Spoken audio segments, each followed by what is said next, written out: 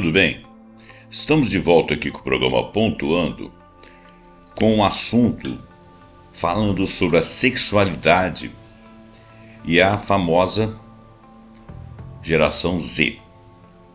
Eu trouxe aqui 4 reportagens de portais diferentes, alguns mais baseados em pesquisas de quantidades e preferências, qualidades de relacionamento, formas de visão de mundo, mas todas muito em percentuais. Outra com análises de formas de convivência e vivência. Mas eu fiz isso a partir de um vídeo que eu assisti há um dia atrás. Hoje é dia 16 de fevereiro de 2025, um domingo. E eu vi uma reportagem, um videozinho pequeno do Christian Dunker. O Christian Dunker é um psicanalista, é uma pessoa que eu assisto vários vídeos dele, muito bem embasado, muito coerente e tem uma fala fluida. Dá para entender, gente, não precisa ser entendido assim em psicologia com alguma profundidade. Ele fala para um público maior, não apenas para os iguais, não apenas para as academias. Então, eu achei o tema interessante, mas eu peguei enfoques diferentes. Alguns fazem um enfoque mais pelo lado filosófico-psicológico, outros pelo lado só psicológico, outro pelo lado de dados. Então eu vou começar a ler aleatoriamente, eu não vou dar preferência a nenhum enfoque. Eu vou começar aqui pela primeira pauta, que é um portal. É uma reportagem de de novembro de 2024, por Rodrigo Santana. Está no setor comportamento e destaques. Rodrigo Santana, então, é o articulista que fez aqui a reportagem. No final, se tiver algum currículo dele aqui, eu não me lembro de ter visto, eu vou falar sobre o currículo. Ele começa a reportagem dele, a matéria dele assim: jovens entre 18 e 24 anos praticam menos sexo e enfrentam novos desafios emocionais e sociais. Olha bem, então ele já nos deu aqui a ideia de que jovens entre 18 e 24 anos. Então nós estamos falando de uma geração que veio após o ano 2000, não aquela ali no interregno do chamado millennials, né?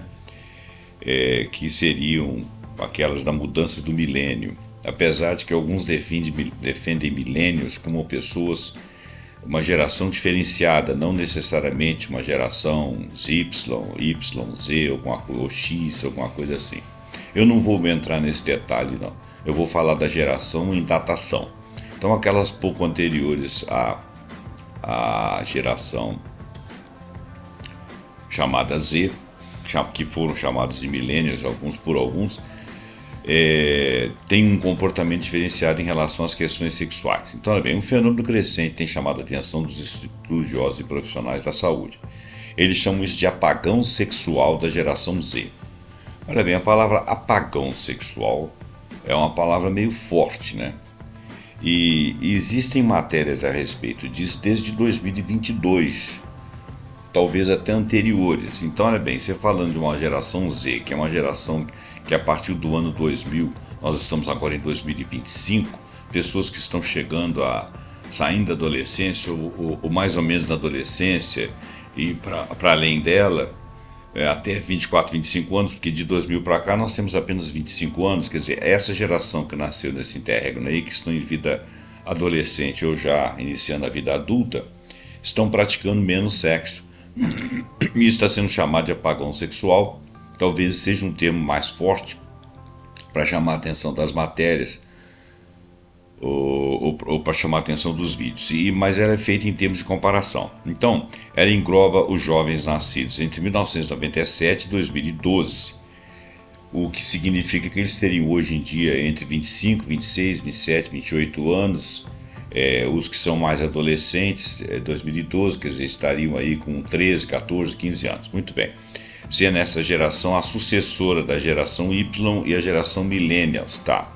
Ao contrário das gerações anteriores, essa faixa etária nativa digital, ela é nativa digital porque ela nasceu em pleno funcionamento da internet, o clique, o smartphone de uns 10 anos para cá.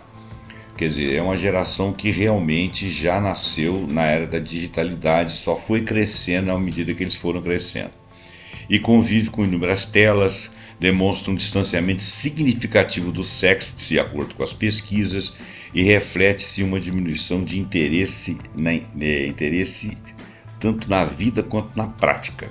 Ou seja, aquilo que se visualiza dentro da sexualidade e a vontade de fazer o sexo. Bom, e o termo apagão sexual refere-se à queda na frequência das relações sexuais, à diminuição do desejo e ao aumento do número de jovens que se identificam como assexuados ou optam por uma vida sexual mais moderada. Bom, com relação à questão de identificação com sexualidade, na segunda matéria que eu vou ler parece que tem uns números mais expressivos. Mas esse estudo aqui, ao qual a matéria do Rodrigo se baseia, é um estudo recente da Universidade de Yale, liderado pela pesquisadora Kyung-Mi Lee, que tudo indica ser uma filha de chineses, né, lá daquelas terras lá do Oriente, né, China. Mi Lee parece que é realmente chinês, né? Então ela é uma pessoa que vive na América, pesquisadora, né, mas ela é chinesa. Revela que os membros da geração Z se envolvem em menos relacionamentos sexuais e um número crescente deles se identifica como assexual ou busca outras formas de prazer. Hoje em dia tem muita caracterização de sexualidade. Eu não tenho conhecimento suficiente ou memória até para poder lembrar das coisas que andei vendo por isso aí. Tem o sapiosexual, tem o demissexual, tem as transições de gênero, tem as pessoas que não se identificam com nenhuma sexualidade e se relacionam às vezes no sexo com um ou com outro porque sentem se gostar da pessoa, então decorre que elas possam ter interação sexual, mas elas próprias não se definem como homem ou como mulher. E isso é uma outra visão. Tem várias visões aí. O fato é que parece que a coisa está aí numa entre-safra, né? A gente não sabe. Então vamos continuar lendo. Para muitos da geração Z, ter uma vida sexual satisfatória não é mais visto como prioridade. Eles concentram suas energias em áreas como carreira, saúde mental e desenvolvimento pessoal. Bom, então isso aí é oriundo de uma pesquisa a priori dessa chinesinha que eu citei, que eu até já esqueci o nome dela, que é a Kyung-Mi Lee, né? Tá. A estudante Isabela, que é um nome fictício, obviamente, utilizado para preservar a identidade da entrevistada, tem 19 anos. Essa estudante observa que enquanto para a geração da sua mãe o sexo era um tabu, nas gerações seguintes, como a dos millennials, houve um pouco maior de uma liberdade um pouco maior. Apesar dessa liberdade, a atitude em relação ao sexo ainda é influenciada por comportamentos conservadores que eu descreveria como quase freira, comenta a menina. Olha bem, quase freira. Quase freira é aquela pessoa que realmente talvez experimente alguma atração, mas não se permite. Isabela então nota um padrão de relacionamentos, por exemplo, da sua irmã, que tem 28 anos, que é 8 anos mais velha que ela, né? Que participa de relacionamentos mais casuais, porém com um certo compromisso, já que os encontros não são esporádicos. Sua irmã teve sua primeira experiência sexual aos 20 anos, sempre em relacionamento com pessoas que ela já havia encontrado anteriormente. Quer dizer, ela tem alguma afetividade. Para Isabela, essa é uma abordagem casual, mas ainda carrega um fundo de afeto, ou seja, ela se relaciona com pessoas que ela tem minimamente como amigas. Pessoas amigas. Ela, no entanto, ainda não teve, a Isabela, né, e não a irmã dela, nunca teve uma experiência sexual e ela tem 19 anos. Tudo bem. Sobre aplicativos de namoro, Isabela menciona sua experiência negativa com o Tinder, descrevendo como traumática devido à abordagem de muitos homens que costumam iniciar as conversas através de cantadas, o que ela considera desrespeitoso. Apesar de ter amigas que gostam desse tipo de interação, ela expressa frustração com a superficialidade e as intenções que estão por trás dessas abordagens. Ela acredita que muitos homens buscam apenas atenção ao sexo casual sem o desejo de estabelecer uma conexão mais profunda. Então essa é a visão dela, né? Em contraste, Mateus, outro nome fictício para preservar a identidade do entrevistado, esse já tem 25 anos, quer dizer, ele nasceu em torno de 2000, publicitário, um pouquinho antes,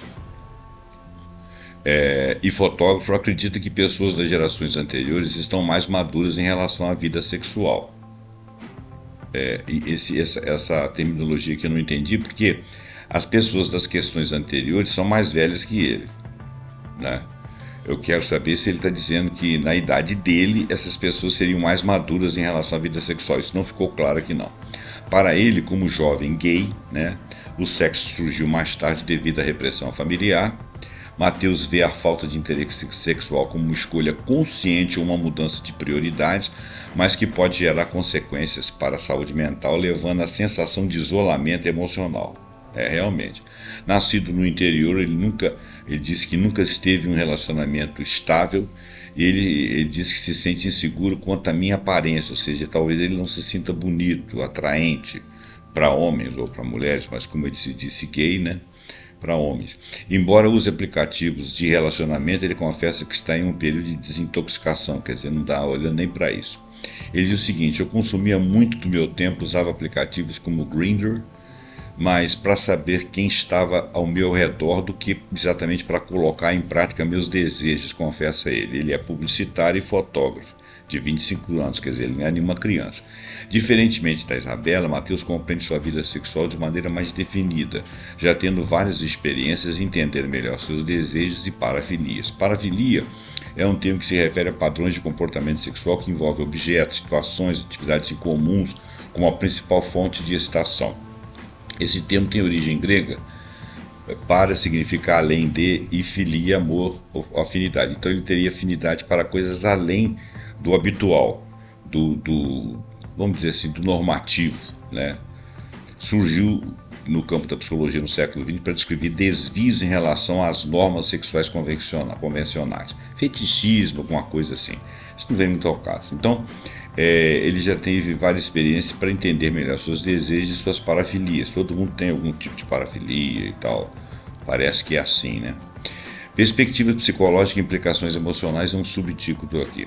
A psicóloga e gestalterapeuta Suane Souza analisa as complexidades da geração Z, especialmente em relação à sexualidade, ao lidar com pacientes em terapia.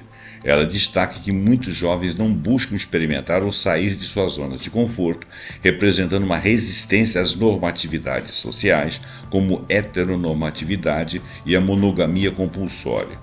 Quando você não experimenta, não descobre o que realmente gosta e acaba dominado pela normatividade. Ou seja, você vai se relacionar de uma maneira convencional, de forma convencional, em relações convencionais com as pessoas. Foi o que eu entendi. Se tratando de relações de sexo, que é uma coisa que tem muito tabu, a gente vai encontrar vários introjetos, né? Introjetos seriam coisas que estariam introjetadas. No momento em que você não vai para a prática, busca experimentar e não descobre o que você gosta, você vai ser dominado pela normatividade, são palavras da gestalterapeuta Suane Souza. Suane observa que a visão de gerações anteriores sobre o conservadorismo dessa atual geração Z pode ser, na verdade, uma adaptação mais passiva às normas sociais. Elas estão se adaptando mais passivamente às normas sociais. Mas ela argumenta que a fluidez sexual, frequentemente associada a essa geração, não é tão predominante quanto se discute. As pessoas estão mais preocupadas em se identificar com rótulos, como, por exemplo, demissexual ou sapiosexual, do que em vivenciar sua sexualidade de forma mais aberta, explica, ou seja, experimentando. O demissexual é aquele que só se relaciona se tiver algum tipo de afeto intenso com a pessoa, ainda que seja com um amigo ou com um grupo de amigos. E sapiosexual são aquelas pessoas, por exemplo, que se atraem por gente que tem muito conhecimento, muita sabedoria, que eles trazem um conforto assim, na imaginação, um conforto com relação às suas personalidades e tal. Mas não é só isso que existe em termos de identificação de rótulos, né? Esse foco na identificação, segundo Suane, está ligado à influência da internet. Eu até acho isso também. E das redes sociais, onde muitos tentam definir sua sexualidade de forma autocentrada, distante de experiências diretas. Eu acho que as pessoas hoje em dia se relacionam pouco intensamente, cara a cara, no dia a dia. E conversam talvez pouco sobre isso. E começa a vir pela internet. Na internet tem muita coisa estilizada, muita coisa feita para chamar atenção, muita maquiagem nos relacionamentos, nas formas, nos perfis. Então essas identificações elas acabam sendo fraudulentas, porque fraudulentas não é bem a palavra. Vamos dizer assim, elas não têm substância, porque você se relaciona com coisas que não são verdadeiras ou com coisas que não têm aquela essência, que tem só aquela aparência, né? O Byung-Chul Han já chama isso de uma relação, o filósofo Byung-Chul Han já chama isso de uma relação superficial, uma relação sem profundidade, uma relação com perfis, né? com as mentiras, né? Em relação aos aplicativos de namoro, ela menciona a discrepância entre eu acabei de falar isso. Em relação aos aplicativos de namoro, ela menciona a discrepância entre a persona virtual e a realidade, em que a performatividade se torna comum, sem contar outros acessos que a pessoa tem em vídeos, com influências, com palavras de ordem, com análises meio canhestras de certas gostos sexuais que não são necessariamente verdade. Eu tô tirando essa matéria aqui de um site sério, onde tem pessoas que se reportam a pesquisas realmente realizadas. Não está muito profundo, porque seria matéria da psicologia ou talvez até da filosofia, porque parece que nós estamos numa entre-safra. Então essa é uma análise mais profunda, essa aqui não é tão profunda, mas traz uma visão para a gente. Então, em relação aos aplicativos de namoro, ela menciona a discrepância entre a persona virtual e a realidade, em que a performatividade se torna comum. As pessoas criam uma imagem de si mesmas, não conseguem sustentar pessoalmente. Isso pode ser uma forma de autoproteção, já que as interações virtuais são mais controláveis e mais seguras, ressalta a psicóloga Suane. Suane também destaca que a aceleração das relações digitais reflete uma tendência social onde tudo precisa ser mais rápido, incluindo as interações sexuais. Interação sexual é uma coisa que você precisa de tempo, maturação, análise, gostar, não gostar. E se você tiver, ela só vai ser rápida, só vai ser voluptuosa se você tiver com imensa quantidade de energia, né, chamada tesão, para que ela aconteça, né? Se ela tiver que ser rápida, antes de aparecerem todas as emoções ligadas ao fato, elas não vão acontecer. A pandemia, segundo a psicóloga, intensificou esse processo. Durante o isolamento, as interações virtuais aumentaram, então talvez isso tenha distanciado a pessoa e pegar essa geração no meio do caminho, porque a pandemia tem 5 anos, né? Talvez tenha pego aí muitos jovens no meio do caminho, talvez seja um reflexo em parte disso. A pandemia acelerou a virtualização das relações e trocas sexuais, o que já era uma tendência, com certeza era uma tendência, mas se intensificou durante o isolamento social, conclui. Bom, então concluímos a primeira reportagem. A segunda reportagem, sem uma ordem necessariamente, no item Ciência e Saúde do Correio Brasiliense, a análise aqui recai sobre monogamia, diversidade e fetiches, as preferências sexuais da geração Z. A geração Z descobre seus próprios percursos da sexualidade ao abraçar identidades fluidas e manter relacionamentos tradicionais adaptados a realidades complexas. Essa frase por si só é complexa pra caramba, vou ler de novo. A geração Z descobre seus próprios percursos da sexualidade ao abraçar identidades fluidas e manter relacionamentos tradicionais. Identidades fluidas, quer dizer, eles não se identificam com uma forma de persona sexual. É mais fluido, vamos saber o que significa isso. E mantém relacionamentos tradicionais adaptados para realidades complexas. Olha só, você mantém relacionamentos tradicionais adaptados para realidades complexas, com identidades fluidas, isso aí pirou a minha cabeça. Bom, então, Isabelle Stanga, que também não fala aqui, postado em outubro de 2024, não está falando aqui por enquanto, mas parece que é uma repórter, né? Aqui na primeira leva aqui está dizendo o seguinte: 81% dos jovens da geração Z sonham com um relacionamento monogâmico. Bom, e 44% fazem com frequência. Não está muito ruim não. A geração Z busca mais relacionamentos monogâmicos, diversos e fluidos. tem que entender o que ele quer dizer com fluido. De acordo com pesquisas realizadas pelo aplicativo de relacionamento Field, junto do Instituto Kinsey, é um instituto antigo que trabalha essa questão da sexualidade há muitos anos, que estuda a sexualidade há 75 anos. Eu já li até um livro chamado Relatório Kinsey, que falava uma série de coisas, tem muitos anos isso, muitos anos, eu estou com 68 anos, eu devo ter dito isso aí na minha juventude. Tem pelo menos uns 50 anos que eu li esse troço, e publicada na quarta-feira, dia 4 do 9 de outubro do ano passado, Dia Nacional da Saúde Sexual, Dia da Saúde Sexual. Então, olha bem, nós já estamos aqui vendo um relatório do Field, do Instituto Kinsey, com uma visão um pouco diferenciada com relação a... Mas vamos ler mais para saber se é verdade. Ao analisar os dados dos usuários do aplicativo, Justin Lehrmiller, do Instituto Kinsey, notou que a geração Z descobre seus próprios percursos de sexualidade ao abraçar identidades fluidas e manter relacionamentos tradicionais adaptados para realidades complexas. Voltou o texto lá em cima, eu ainda não entendi o que significa isso. Em relação à monogamia, 23% dos usuários da geração Z preferiam um relacionamento monogâmico, enquanto 15% preferia não monogâmico. Em comparação com outras gerações, a Z é a menos adepta à não monogamia, preferida por 24% dos millennials e 27% da geração Z. Bom, isso aqui está batendo diferente do que foi dito lá. 81% dos jovens da geração Z sonham um relacionamento monogâmico. Bom, sonham, mas parece que não praticam, porque ao analisar os dados do usuário, o Justin Lehrmiller, do Instituto Kinsey, notou que a geração Z descobre seus próprios percursos de sexualidade, e em relação à monogamia, 23% dos usuários da geração Z preferiam um relacionamento monogâmico. Bom, 81% sonham, mas na prática 23% relacionam-se monogamicamente, enquanto 15% preferem não se relacionar monogamicamente. Em comparação com outras gerações, a Z é menos adepta à não monogamia, então ela seria um pouco mais tradicionalista em tese. Muito bem. Além disso, 81% dos jovens da geração Z sonham com relacionamento monogâmico, que 44% fazem com frequência.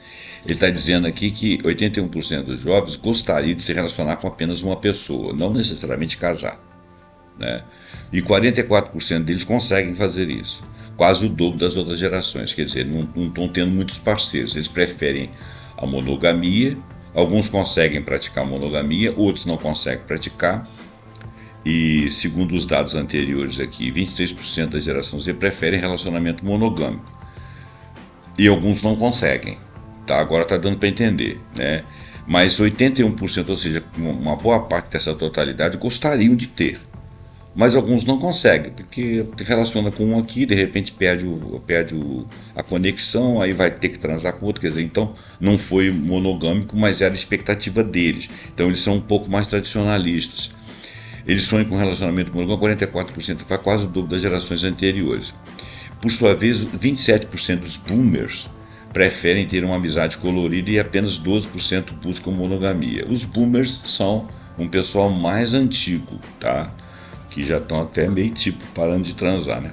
A sexualidade vem sendo explorada pela geração Z de acordo com o levantamento. Cerca de 60% dos usuários da Z, do relatório lá da Field do Kinsey, dizem que ter uma sexualidade diversa da heterossexualidade. Olha bem, 60% dos usuários Z lá do Field, do aplicativo, onde se baseou a pesquisa do Instituto Kinsey, dizem ter uma sexualidade diversa da heterossexualidade. Engraçado você ser mais tradicionalista em termos de querer ser monogâmico, mas se identificar menos com a sexualidade da heterossexualidade. E 18% se identifica com um gênero diverso, para além do masculino e feminino.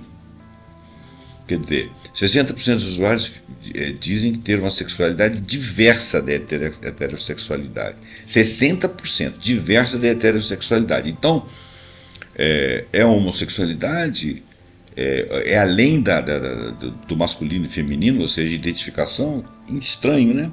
A geração Z também é mais ousada com relação a feitiços. 55% dos usuários da Field dessa geração descobriram um novo feitiço desde que entraram no aplicativo. Em comparação, 49% dos millennials, 39% da geração X e 33% dos boomers tiveram experiências parecidas. Ok.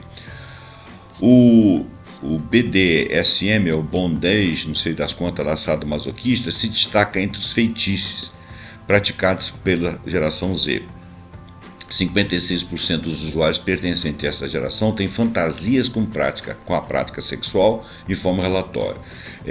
Se você quiser pesquisar aí, porque eu esqueci exatamente o que a sigla significa, eu sei que tem a ver com práticas sadomasoquistas, né?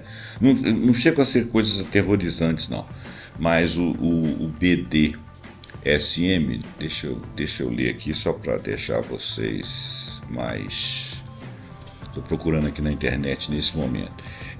Chama-se bondage, disciplina, sadismo, masoquismo, sigla que denomina o conjunto de práticas estimulantes sexuais, mas ela envolve consentimento, são práticas consentidas entre os parceiros, né? Então, aqui está dizendo, por exemplo, olha, interessante, 60% das pessoas gostarem disso, né? Bondage, disciplina, sadismo, masoquismo é assim que denomina um conjunto de práticas de estimulação sexual consensuais, envolvendo bondage, disciplina, dominação, submissão, sadomasoquismo e outro tipo de comportamento sexual humano relacionados a essa subcultura. Dada a ampla gama de práticas dentro disso aí, muitas delas acabam sendo realizadas por pessoas que não se consideram praticantes assumidas de BDMG ou de feitiços. São pessoas que não se identificam com as práticas onde, em geral, são conhecidas como baunilha, vanilha, sexo convencional, etc. Bom, não vamos ler sobre isso porque não é o nosso objetivo. Agora você sabe, pelo menos se quiser pesquisar sobre bondage, disciplina, sadomasoquismo, destaca aqui é o que mais praticado entre os 56% dos usuários pertencentes a essa geração têm fantasias com a prática sexual, informa o relatório, o que não significa que pratiquem. Os dados do Field do aplicativo oferece um vislumbre fascinante, não sei se é fascinante mesmo, de como a geração Z redefine as relações. A sua abertura para explorar formas mais fluidas de ser, juntamente com a afinidade inesperada pela monogamia.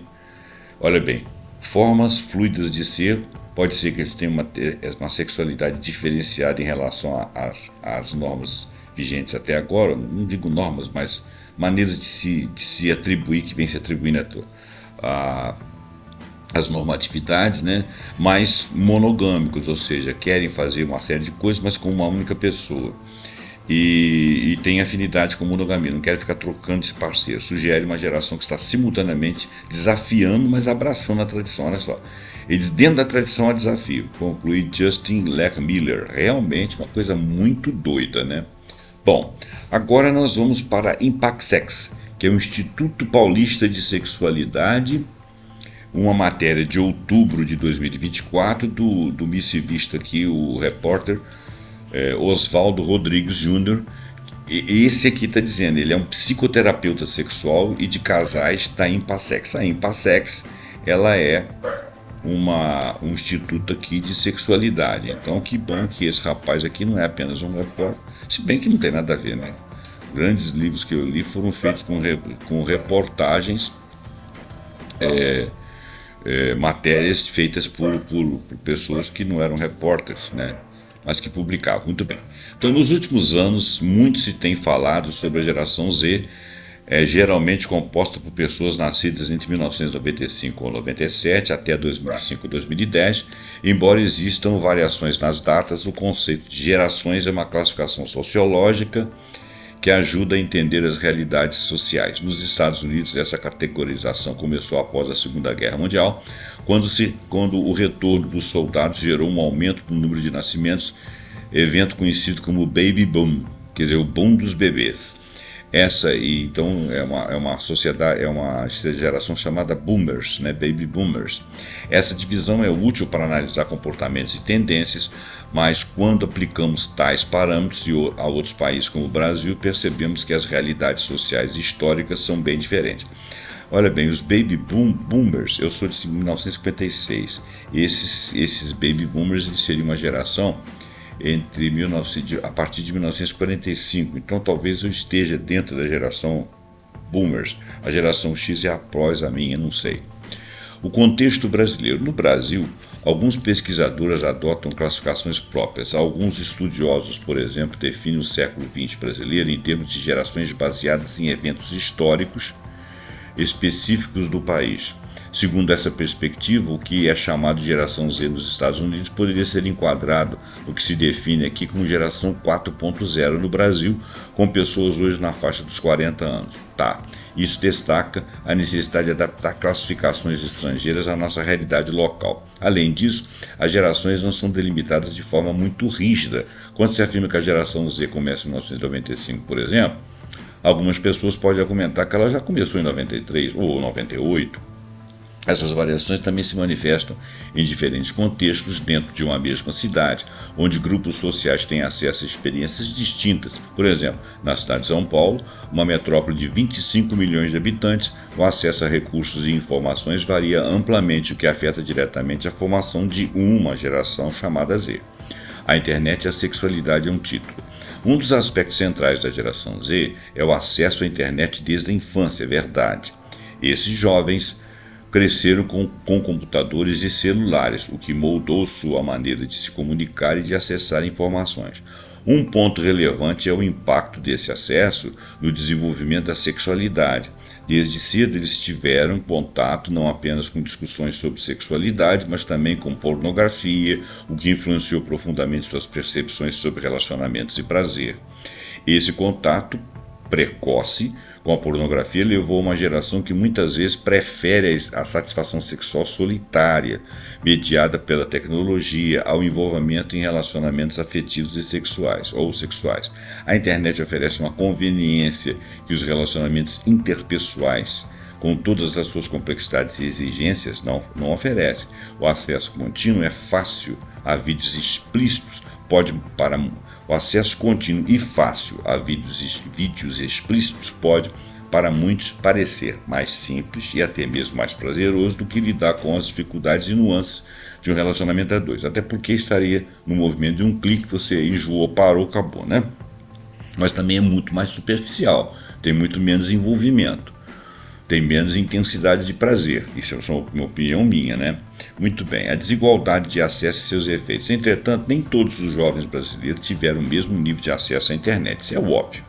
Durante a pandemia, por exemplo, ficou evidente a desigualdade entre aqueles que podiam trabalhar de casa graças à internet e os que precisavam sair para trabalhar. No entanto, o acesso à pornografia via smartphones e redes de Wi-Fi gratuitas se tornou quase base universal, mesmo em áreas com menos recursos.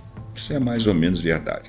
Ainda assim, essa desigualdade de acesso influencia o comportamento sexual da geração Z. Aqueles que têm maior acesso à internet tendem a ser mais expostos à pornografia, enquanto os que têm menos acesso desenvolvem habilidades sociais e relacionamentos diferentes por meio de interações face a face, que são mais verdadeiras, né? O impacto da internet nas relações e nas identidades. Além de postergar o início da vida sexual e o estabelecimento de relacionamentos duradouros, a internet também tem facilitado o acesso a uma vasta gama de informações sobre sexualidade. Vocês veem que esse enfoque aqui está um pouco diferente dos outros dois. Está trazendo outros matizes, outras observações, está discutindo alguns parâmetros. Os algoritmos das plataformas online sugerem continuamente conteúdos baseados nas preferências do usuário, o que pode restringir as escolhas e reforçar certas fantasias. Isso também significa que os jovens da geração Z estão expostos a expressões sexuais mais variadas do que as gerações anteriores tiveram. Embora o acesso às informações diversas possa ser positivo, em tese, permitindo que os jovens explorem diferentes identidades sexuais e se reconheçam em novas categorias, ele também pode expô-los a conteúdos patológicos e ilegais e eu diria até mais confusionais, que os deixariam confusos com relação a se eles preferem isso mesmo, aquilo, porque tem muito também de modismo aí. São palavras minhas, opinião minha, você pode desconsiderar. Esse contato, voltando ao texto, esse contato precoce com uma ampla gama de expressões sexuais cria uma geração mais familiarizada com fantasias e práticas que antes não eram acessíveis. Olha lá o BDSM lá mencionado. Mudanças no comportamento sexual. Outro fenômeno observado é o adiamento da primeira relação.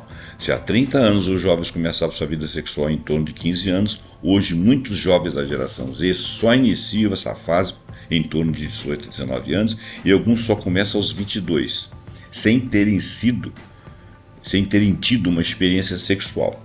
Isso não necessariamente por convicções religiosas ou políticas, mas simplesmente porque não encontram oportunidade ou interesse suficiente para estabelecer relacionamentos íntimos, o que pode estar ligado inclusive a essa virtualização do dia a dia da vida das pessoas. Mais afastados de comunidades, de seus pares, de seus amigos, seus conhecidos, mais virtual você tem, menos interação. Portanto, a sexualidade que brota neles lá fica sendo satisfeita por vídeos e não por relações reais. Essa pode ser uma hipótese, palavras minhas, tá, gente? Essa mudança de comportamento também está ligada ao prolongamento da formação acadêmica e ao ingresso tardio no mercado de trabalho, principalmente entre jovens de classe média alta. Muitos postergam a saída da casa dos pais, o início de carreira e, consequentemente, o início de relacionamentos amorosos e familiares. Em vez de buscarem parceiros, esses jovens têm à disposição o mundo virtual, com acesso ilimitado à pornografia. Ele está enfatizando muito isso aí, mas a pornografia, assim, da minha observação pessoal, que não chega a ser grandes coisas, a pornografia, eu acho que ela caiu muito em desuso. Hoje em dia fala-se menos. Mas eu não sei, né? Talvez eu esteja vendo menos porque seja menos parte do meu dia a dia. Tudo bem. Então, desconsidere o que eu estou falando. A geração Z se diferencia das anteriores pelo vasto e precoce acesso à internet e à pornografia, mais uma vez, o que influencia significativamente seu desenvolvimento sexual e social. Tudo bem, embora o mundo digital ofereça uma vasta gama de informações e oportunidades, ele também impõe desafios, como a dificuldade de estabelecer vínculos afetivos e a exposição a conteúdos inadequados. Essa geração, ao mesmo tempo em que adia a vida sexual e os relacionamentos duradouros, lida com novas formas de explorar e vivenciar a sexualidade, mediadas por algoritmos e plataformas online. Como isso moldará as relações no futuro, ainda é uma questão em aberto, mas é claro que a internet já desempenha um papel central nessa transformação. Observem que esse texto foi feito por um psicólogo, tá? Agora nós vamos para o última reportagem aqui, num portal aqui chamado Off-Lattes. É Lattes mesmo, não é Lattes, porque ele deve estar se referindo aqui o currículo Lattes on-off. Então, bom, isso é o que eu estou supondo. Sinceramente, esse site aqui eu nunca tinha visto. Ele também de outubro de 2024. É a pergunta da Caroline Ribeira Padovani, que parece ser uma repórter. Matéria dela. A crise do amadurecimento na contemporaneidade, por que a geração Z está fazendo menos sexo? Muito bem, talvez esse seja o texto, o título do meu vídeo, podcast, para chamar a atenção das pessoas, que a gente tem que fazer um título assim, um pouco mais chamativo. Eu não gosto muito disso não, mas a gente tem que chamar a atenção, senão as pessoas não olham, né? Bom, a mão naquilo, aquilo na mão. Assim se inicia efetivamente a vida erótica do ser humano, sem muito mistério ou novidade. É no vucu-vucu, ninguém sabe se é 2 para lá, 2 para cá. Depois do pulo do impulso, é no susto do improviso, tentativa e erro, em desejo e medo, e costuma ser graças a uma falha na vigilância, na fresta do tempo em que os olhos dos pais dão mole. Essa reportagem aqui parece que ela é um pouco mais filosófica nessa análise. Pelo menos costumava ser desse jeito, costumava dar como dar esperanças, depois ofertar o beijo, em seguida prazer e carícias e enfim entrega total. Há muito tempo essa era considerada a fórmula de Bhaskara para o amor. Ele está se referindo lá à forma de Bhaskara lá da equação do segundo grau, né? Então, a fórmula de Bhaskara para o amor, seus 4 graus, como escreveu André Capelão no século XIII em Tratado de Amor Cortês. Diferentemente da matemática, essa nunca foi a fórmula certeira para alguma solução, mas para princípio de muitos dos nossos problemas, alguns até bem saborosos. Nossa conduta com relação ao sexo é um dos comportamentos que mais nos distingue das outras espécies. Eu ainda acho, diz ela, que os nossos primos bonobos estão à nossa frente nesse quesito, mas como só dizer, quem sou eu na fila do pão? Ela diz, um comentário dela entre parênteses. Do ponto de vista biológico, fazer sexo e reproduzir-se é garantir a sobrevivência da nossa espécie. Em contrapartida, fazer sexo é opcional para o indivíduo, uma vez que não afeta diretamente sua sobrevivência, ao contrário de outros impulsos como fome e sede, que está relacionado à sobrevivência dele pessoalmente, não da espécie. Então, olha bem, o que você come ou deixa de comer, a sede que você tem ou deixa de ter, ou o líquido que você tem em oferta ou não tem, são coisas que podem estar ligadas à sua sobrevivência física pessoal. Agora, a sobrevivência da espécie, a questão do sexo, por exemplo, tem a ver com a espécie, não com o homem em si mesmo. A história da sexualidade humana tem sido marcada mais por mudanças do que por constâncias, escreve o sociólogo William Simon. Hoje nós podemos falar de sexo mais abertamente, sem exagero. Nossa cultura nunca foi tão tolerante com relação ao sexo, mas estamos fazendo mais sexo? As pesquisas dizem que não. A pergunta "você já fez sexo?" recebeu uma resposta sim de 54% de estudantes da América do Norte do ensino médio em 1991, contra apenas 41% em 2017. Então diminuiu 14%. No espaço de uma geração, passamos de mais da metade dos estudantes dando pontapé inicial em sua vida sexual para menos da metade. E parece que diminuiu, hein? No conceito de geração, vale mencionar, o conceito de geração, vale mencionar, é oriundo do marketing americano dos anos 1950 e 60, nós já vimos isso na outra reportagem, configurando no intuito de mapear os jovens encarregados de reconstruir os Estados Unidos da América no pós-guerra.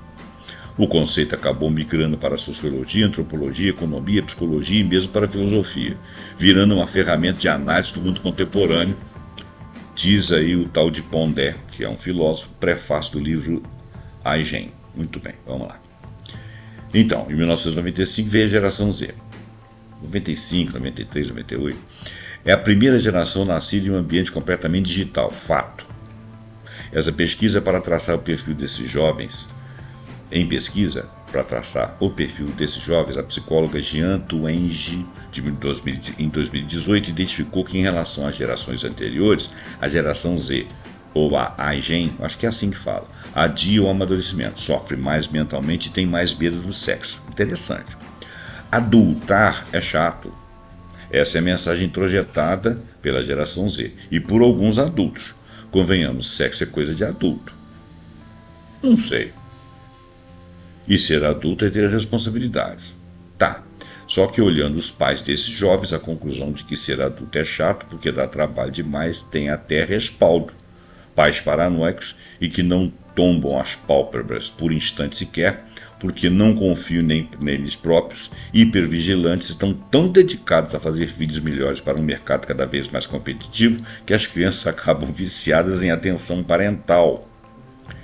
Uma teoria de Fured, de 2008. O fato é que os jovens tão pouco querem ficar sozinhos e, em termos de estrutura emocional, não dão conta, pois estão mentalmente frágeis.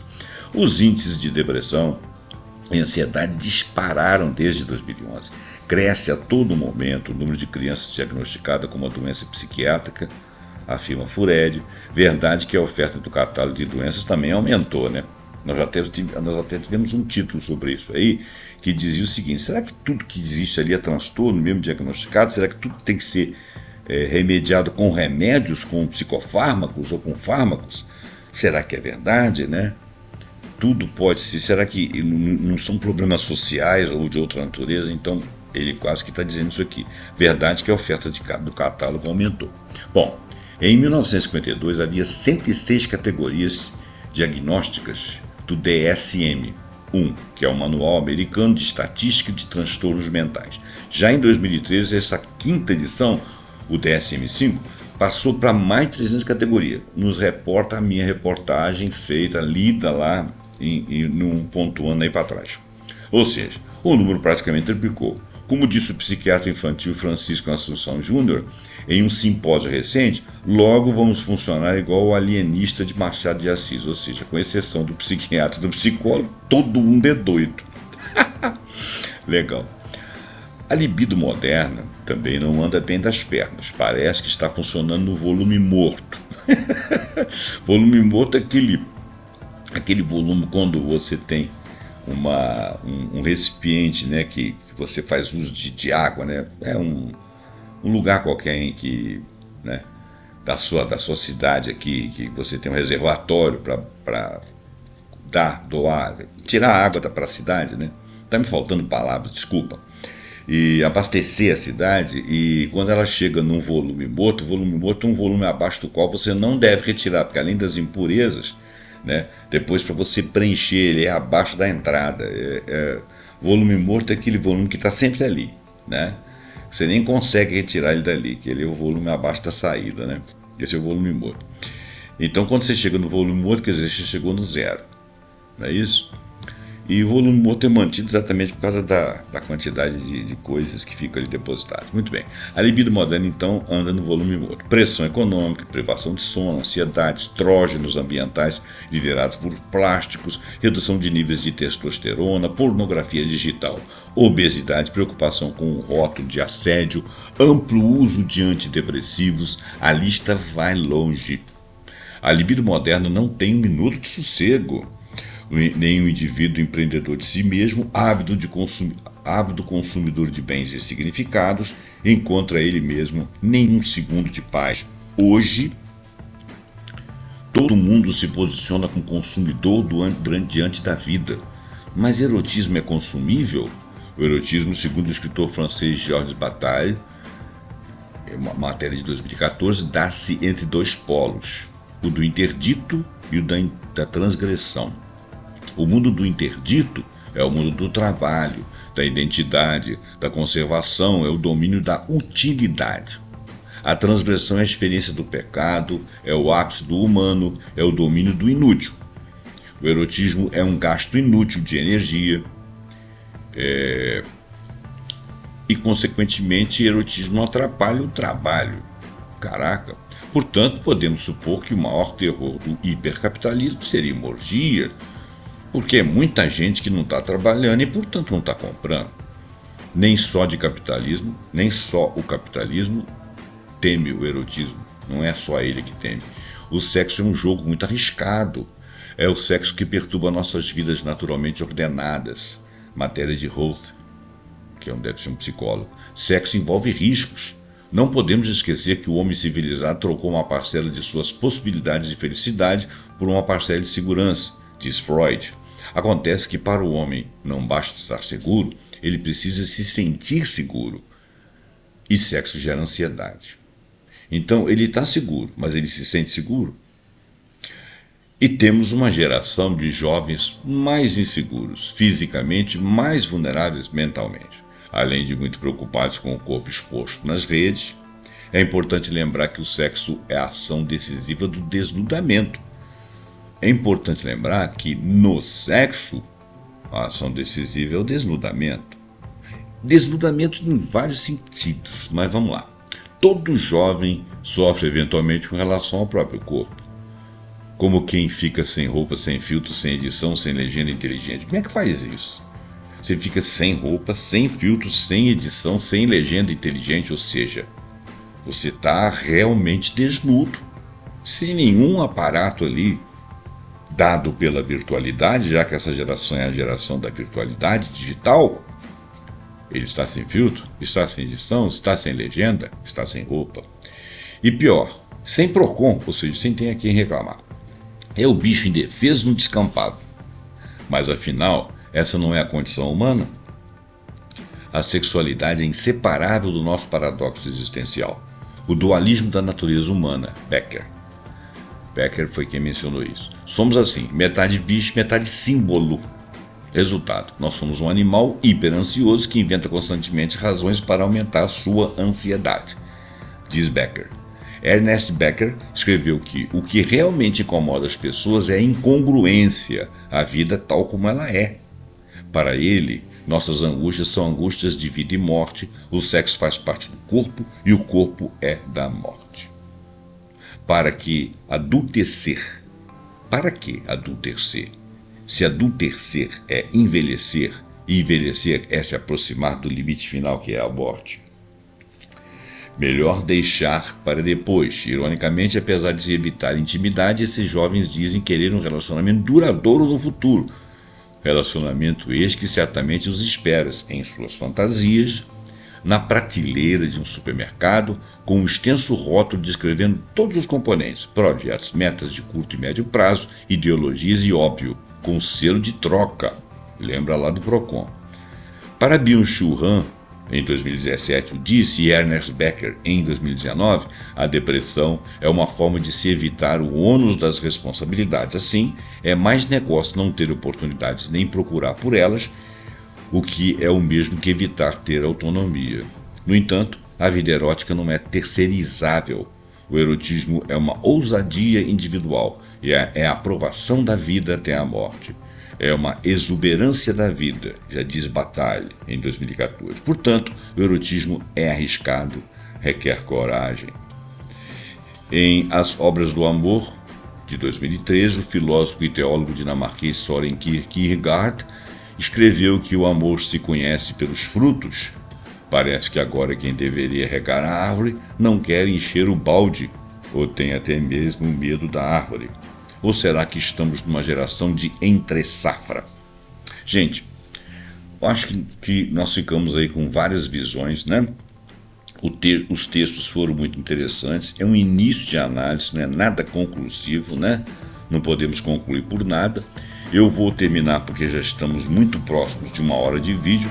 Eu agradeço pela sua atenção, peço para você deixar seu like, seu comentário, passa esse vídeo para frente, né? Compartilha e até o próximo programa pontuando com algum assunto que nós acharmos muito interessante. Até lá.